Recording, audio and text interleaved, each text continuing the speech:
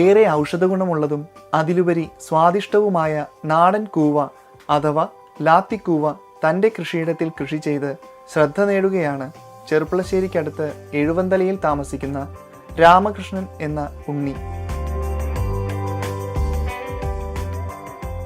ലാത്തിക്കൂവ എന്ന് പറഞ്ഞു കഴിഞ്ഞാൽ ഇതിന് വിത്ത് സൂക്ഷിക്കേണ്ട ആവശ്യമില്ല. ഒരു പന്തി നമ്മൾ ലാത്തിക്കൂവ ചെയ്ത് കഴിഞ്ഞാൽ ആ പ്രദേശത്ത് തന്നെത്താൻ മുളയ്ക്കും.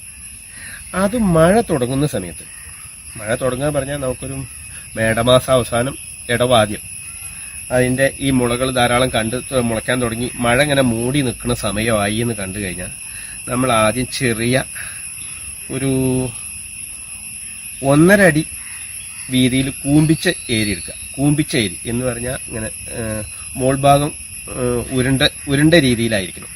അങ്ങനെ ഏരി എടുത്ത് കഴിഞ്ഞിട്ട് 1/2 അടി കഷ്ടി അകലത്തിൽ പറിച്ച് പതുക്കെ അതിൻ്റെ മുകളിൽ മാന്തി ഓരോ മുരട് വയ്ക്കുക.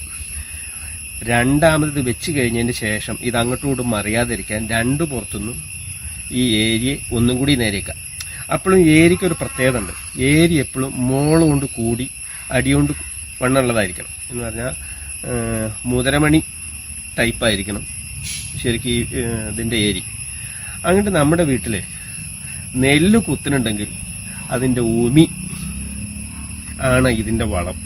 മാറി രാസവളമോ ഇല്ലെങ്കിൽ കീടനാശിനിയോ ഇല്ലെങ്കിൽ ചാണകപ്പൊടിയോ ഒന്നും ഇതിന് ഉപയോഗിക്കേണ്ട ആവശ്യമില്ല. ഞാനൊന്നും ഉപയോഗിക്കുന്നില്ല. ആരെങ്കിലും ഉപയോഗിക്കണവരുള്ളോ എന്ന് എനിക്ക് അറിഞ്ഞുകൂടാ.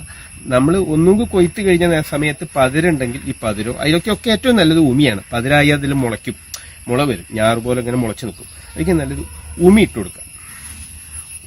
ഉമിയാണ്ട് ചെന്ന് കഴിഞ്ഞാൽ ഇവന് നല്ല ഇതിൻ്റെ ഈ ഏരിയയുടെ ഉള്ളിൽ നല്ല ഇതുണ്ടാവും. അത് കഴിഞ്ഞ് ഒറ്റ പന്തിയെ മണ്ണിടണ്ടോ, കറക്കടത്തിലൊരു മണ്ണ് കഴിഞ്ഞു കഴിഞ്ഞാൽ ഈ നമ്മുടെ തിരുവാതിര കാലഘട്ടങ്ങളിലാണ് ഇത് പറിക്കുക. നമ്മുടെ നാട്ടിൽ ഏറ്റവും കൂടുതൽ ഇതിനെ ഉപയോഗിക്കുന്ന വില കിട്ടുന്ന ഒരു സമയം പണ്ട് കാലത്ത് തിരുവാതിരയ്ക്ക് മാത്രം ഉപയോഗിച്ചിരുന്ന ഒന്നാണ്. പിന്നെ ഉള്ളത് മരുന്നായിട്ട് ഉപയോഗിക്കുന്ന സാധനം, ഭക്ഷണ സാധനമല്ല. ഈ കൂവ എന്ന് പറഞ്ഞ സാധനം, ലാത്തിക്കൂവ എന്ന് പറഞ്ഞ സാധനം മരുന്നാണ്. ഇപ്പോൾ ഒരുവിധം സാധാരണക്കാരുടെ കൃഷിക്കാരുടെ വീട്ടിലൊക്കെ ഇതൊരു നാഴി പൊടിയെങ്കിലും സൂക്ഷിച്ചു വയ്ക്കും.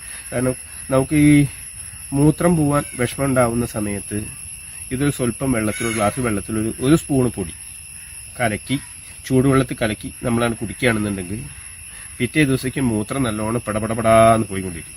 പിന്നെ ഇതിൻ്റെ ഏറെ ശർക്കരയും നാളികേരവും ചേർത്ത് ഇത് നമ്മൾ വിരകി അലുവ രൂപത്തിലാക്കിയിട്ട് കഴിക്കുകയാണെങ്കിലും സുഖ. പക്ഷെ ഞാനൊക്കെ ഇപ്പോൾ എന്താ വെച്ചാൽ ഈ ചൂട് തുടങ്ങിയ എല്ലാ കാലത്തും ഏപ്രിൽ മെയ് മാസം കാലത്ത് പാകം ഉണ്ടെങ്കിൽ ഒരു സ്പൂൺ പൊടി ഇടയ്ക്കിടയ്ക്കൊക്കെ കഴിക്കും. ഇടയ്ക്കിടയ്ക്കൊക്കെ കഴിച്ചു കഴിഞ്ഞാൽ നമുക്ക് കാര്യമായ പ്രശ്നങ്ങളൊന്നും ഇല്ല. ഏറ്റവും വലുത് എന്താണെന്ന് വെച്ചാൽ ഇതൊരു മരുന്നാണ്, ഭക്ഷണ സാധനമല്ല ലാത്തിക്കൂവ എന്ന് പറയുന്നത്. വില എന്ന് പറഞ്ഞു കഴിഞ്ഞാൽ 1 കിലോ പൊടി 1500 രൂപയാണ് ഇപ്പൊ വില. ഈ കിഴങ്ങ് ധനുമാസത്തിൽ പറിച്ചു കഴിഞ്ഞിട്ട് ഇതിന്റെ മുകളിൽ ചെറിയ ഒരു മുളി പോലെ സാധനം ഉണ്ടാവും.